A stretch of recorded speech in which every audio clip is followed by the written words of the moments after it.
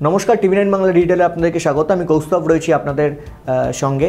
ঠিক নিলাম শুরু হওয়ার আগে থেকে যাবতীয় আপডেট আপনাদের সামনে আমরা তুলে ধরছিলাম এবং এই মুহূর্তে যা আপডেট তাতে কিন্তু মার্কি প্লেয়ারদের যে লিস্ট, যে মার্কি প্লেয়ারদের যাদের নিলামে ওঠার কথা ছিল, সেই মার্কি প্লেয়ারদের নিলামে ওঠার পরে কিন্তু তাদের সেই লিস্টটা সম্পন্ন হয়ে গেছে। মার্কি প্লেয়ার কিন্তু আর কেউ বাকি নেই। কলকাতা নাইট রাইডার্সও এখনও মার্কি প্লেয়ার তুলতে পারেনি, অর্থাৎ খাতা খোলেনি। এখন নিলামের টেবিলে কলকাতা নাইট রাইডার্স এখনও পর্যন্ত তাদের ফলাফল শূন্য।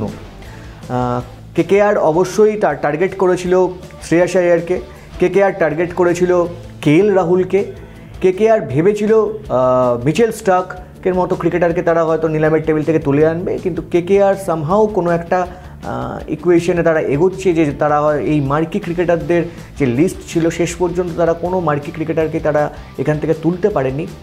এবং মোহাম্মদ শামিকে ভাবা হচ্ছিল যে মোহাম্মদ শামিকে হয়তো কেকেআর তুলতে পারে।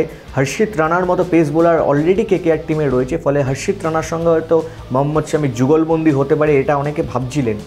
এমনকি মোহাম্মদ শামি কি নিয়ে কয়েকদিন আগে সঞ্জয় মঞ্জরেকর একটা কথা বলেছিলেন। তিনি বলেছিলেন যে শামি যেরকম ইনজুরি প্রবণ প্লেয়ার, অর্থাৎ চোট প্রবণ ক্রিকেটার, তাতে হয়তো মোহাম্মদ শামি এইবারের আইপিএল নিলামে বিশেষ একটা দর পাবেন না। কিন্তু বাংলার পেসারকে 10 কোটি টাকায় নিল সানরাইজার্স হায়দ্রাবাদ, ফলে অনেক উঁচু দর। গতবার 6 কোটির কিছু বেশি টাকায় তিনি গুজরাট টাইটান্স মোহাম্মদ শামিকে নিয়েছিল। এইবারে কিন্তু 10 কোটি টাকা, অর্থাৎ আরও 4 কোটি টাকা বেশি দর দিয়ে কিন্তু সানরাইজার্স হায়দ্রাবাদ এবার মোহাম্মদ শামিকে নিয়ে নিল। কারণ মোহাম্মদ শামির মতো পেস বোলার যে কোনো টিমের পক্ষে এখনও সম্পদ, সেটা সাদা বল হোক কি লাল বল হোক। ভারতীয় সার্কিটে আমরা দেখেছি মোহাম্মদ শামির বোলিং কতটা বিপক্ষ দলকে ঘায়েল করে এবং আইপিএলের মঞ্চেও তিনি নিজেকে বারবার প্রমাণ করেছেন। এর আগে গুজরাট টাইটান্সের হয়ে যখন তিনি খেলেছেন, গুজরাট টাইটান্সকে ইভেন আইপিএল জেতানোর পিছনেও কিন্তু মোহাম্মদ শামির একটা গুরুত্বপূর্ণ ভূমিকা ছিল, আমরা দেখেছি। ফলে শামিকে হাতছাড়া করলেও মনে করা হচ্ছিল যে মোহাম্মদ শামি যেহেতু তার ক্রিকেট ক্যারিয়ারের শুরুটা করেছিলেন এই কলকাতা নাইট রাইডার্সের হয়ে, ফলে মনে করা হচ্ছিল হয়তো শামিকে হয়তো কেকেআর হয়তো নিতে পারে।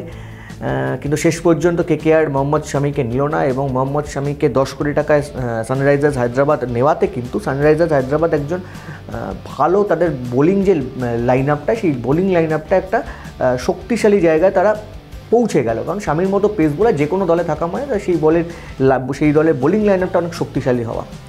এছাড়া মোহাম্মদ সিরাজকেও কিন্তু কেকেআর টার্গেট করতে পারেনি। মোহাম্মদ সিরাজকে 12 কোটি 25 লক্ষ টাকায় গুজরাট টাইটান্স নিয়ে নিয়েছে। ফলে কলকাতা নাইট রাইডার্সের হর্ষিত রানার সঙ্গী না সিরাজ হতে পারলেন না শামি হতে পারলেন, কেউই হতে পারলেন না। উল্টে মার্কি ক্রিকেটারদের লিস্ট থেকে এখনও পর্যন্ত কোনো ক্রিকেটারকে কেকেআর নেয়নি, যে ফলে কেকেআরে কিন্তু একজন নেতার অভাব রয়েছে। বারবার করে এটা বলা হচ্ছে যে কলকাতা নাইট রাইডার্সে যেরকম 6 জন ক্রিকেটারকে রিটেন করেছে, কিন্তু তাদের মধ্যে কারোর মধ্যে কিন্তু ক্যাপ্টেন্স মেটেরিয়াল নন তারা কেউই। এখন কেকেআর যদি চায় সেটা রিঙ্কু সিং বা কাউকে হয়তো ক্যাপ্টেন্সি, বা সুনীল নারিন সেটা কাউকে দিয়ে হয়তো ক্যাপ্টেন্সি তার ট্রাই করাতে পারে, কিন্তু কেউ ক্যাপ্টেন্স মেটেরিয়াল নয়। ফলে দেখা যে বাকি যে আগামী যে নিলামগুলো রয়েছে সেই নিলামের মধ্যে থেকে এমন কাউকে কেকেআর তুলে আনতে পারবে কিনা যাকে দিয়ে ক্যাপ্টেন্সিটা করানো যাবে এবং দলের পক্ষে যে সম্পদ হতে পারবে সেদিকে নজর থাকবে আমাদের। আর ততক্ষণ পর্যন্ত আপনাদের নজর থাকুক টিভি9 বাংলা ডিজিটাল।